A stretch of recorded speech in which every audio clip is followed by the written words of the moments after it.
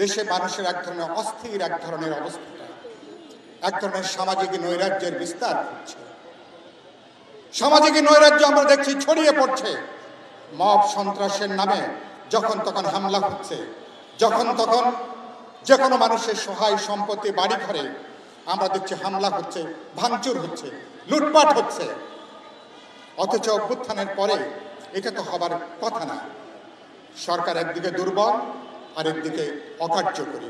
কোনো মানুষ যখন বুঝে ফেলে সরকার দুর্বল এবং অকার্যকরী, তখন সে যা খুশি সে তাই করতে চায়। এই পরিস্থিতিতে দায়িত্ব অবশ্যই সরকারকে, তাদেরকে আজকে বহন করতে হবে। আমরা বলেছি সরকারের মধ্যে এত গুণী মানুষ সরকারের মধ্যে, কিন্তু তারা এত বড় সম্ভাবনাকে 14 মাসেই তারা একটা অস্থিরতা তারা জন্ম দিয়েছেন। এখনো 14 মাস পার হয়েছে, এখনো পর্যন্ত আমি দেখছি মানুষ কোনো একটা ঘটনা ঘটলে এই সরকার আছে কি নাই এরকম প্রশ্ন ওঠে। অভ্যুত্থানের পিছনে যেমন প্রতি অভ্যুত্থান হাঁটে, বিপ্লবের পিছনে প্রতি বিপ্লব হাঁটে। গত 14 মাসে প্রতিনিয়ত আমরা দেখছি প্রতি বিপ্লব এবং প্রতি অভ্যুত্থানের আশঙ্কা নিয়ে আমাদেরকে দিন যাপন করতে হয়। কোনো একটা ঘটনা ঘটলেই মানুষের মনে প্রশ্ন ওঠে, সরকার কি আছে না নাই, সরকার কি থাকছে, এই সরকার অধীনে নির্বাচন করা যাবে, এই প্রশ্ন উঠবে কেন? আমাদের এত বিপুল সমর্থন, আমরা সরকারকে সমালোচনা করি, সরকার যেন সঠিক পথে থাকে। এটা তো আমাদের সরকার, কিন্তু দুর্ভাগ্যজনকভাবে রাজনৈতিক দলগুলোর সমর্থনকে সরকার কাজে লাগাতে পারেনি। আমাদের সমর্থনকে দুর্বলতা হিসাবেই তারা বিবেচনা করে আসছেন। এজন্য তারা যা খুশি তারা তাই করছেন।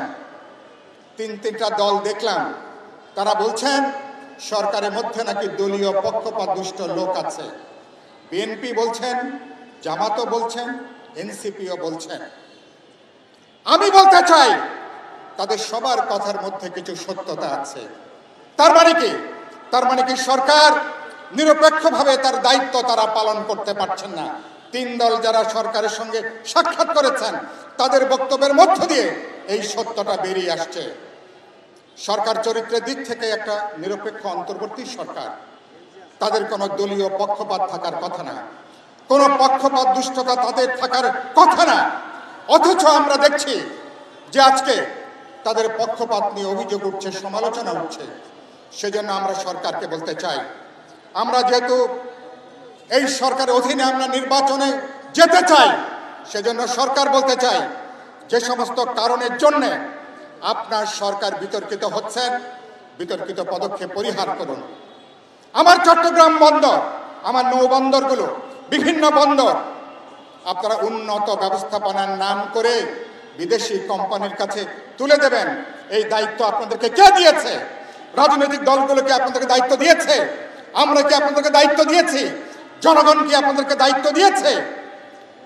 54 বছরের একটা স্বাধীন দেশ যদি আমরা বন্দর ব্যবস্থাপনা করতে না পারি, যদি আমরা আমাদের সাধারণ বন্দর চালাতে না পারি, তাহলে এই সার্বভৌমত্বের স্বাধীনতার অর্থটা কি? আমরা পরিষ্কার করে বলতে চাই, বন্দরগুলো আমাদের পাইপলাইন।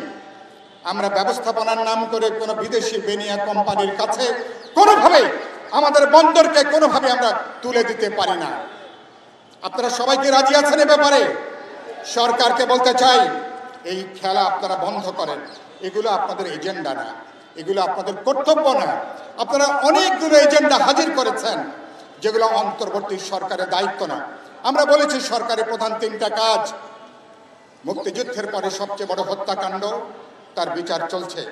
আমরা দেখতে চাই, মানুষ দেখতে চাই, বিচারটা জোরদার হবে, বিচার দৃশ্যমান হবে এবং বিচার কার্যকর হবে।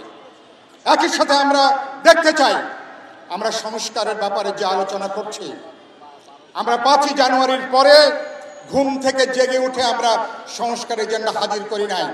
বিপ্লবী ওয়ার্কার্স পার্টি আগে 10 বছর আগে গণতন্ত্র মঞ্চ বিএনপির সাথে আলোচনা করে আজ থেকে 3.5 বছর আগে 31 দফা আমরা প্রণয়ন করেছি।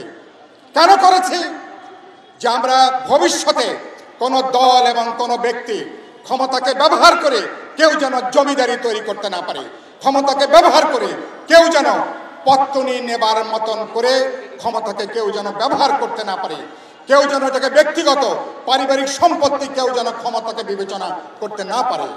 সেজন্য আমরা বলেছি কোন দল এবং কোন ব্যক্তি, আমরা বলেছি সেখানে কর্তৃত্ববাদের প্রধানমন্ত্রী কেন্দ্রিক যে গণতান্ত্রিক ক্ষমতা কাঠামো তার পরিবর্তন সহ আধুনিক গণতান্ত্রিক রাষ্ট্র নির্বাহী বিভাগের সাথে বিচার বিভাগ এবং আইন প্রণয়নী বিভাগ তার যে যৌক্তিক ভারসাম্য সেটাকে নিশ্চিত করবার জন্য একটা আধুনিক গণতান্ত্রিক, একটা বৈষম্যহীন, একটা সাম্যভিত্তিক রাষ্ট্র সরকার সংবিধান প্রতিষ্ঠা করবার যে লড়াই, সেই লড়াইটা বাস্তবে বিপ্লবী ওয়ার্কার্স পার্টি আমরা জারি রেখেছি। গণতন্ত্র মঞ্চ আছেন, আমাদের যুগপৎ আন্দোলনের সকল শরিকরা আছেন, সকল প্রগতিশীল দেশপ্রেমিক রাজনৈতিক দলগুলো আছেন। সবাইকে আমরা বলতে চাই, মেহরবানি করে আমরা এখন ফেব্রুয়ারি নির্বাচন, এটা আমাদের মধ্যে রাজনৈতিক বিতর্ক থাকবে, রাজনৈতিক প্রতিযোগিতা থাকবে, কিন্তু রাজনৈতিক বিতর্ক, রাজনৈতিক প্রতিযোগিতাকে মাঠ দখলের কোনো সহিংস তৎপরতায় এটাকে নেওয়া যাবে না। রাজনৈতিক প্রতিযোগিতাকে আপনি সেখানে চট দখলের মতন করে কোনো অঞ্চল, কোনো এলাকায় জবরদস্তি করবেন, সন্ত্রাসী মাফিয়া শক্তি দিয়ে আপনি জবরদস্তি কায়েম করবেন, এই ধরনের কোনো পরিস্থিতি নিশ্চয়ই আমরা দেখতে চাই না।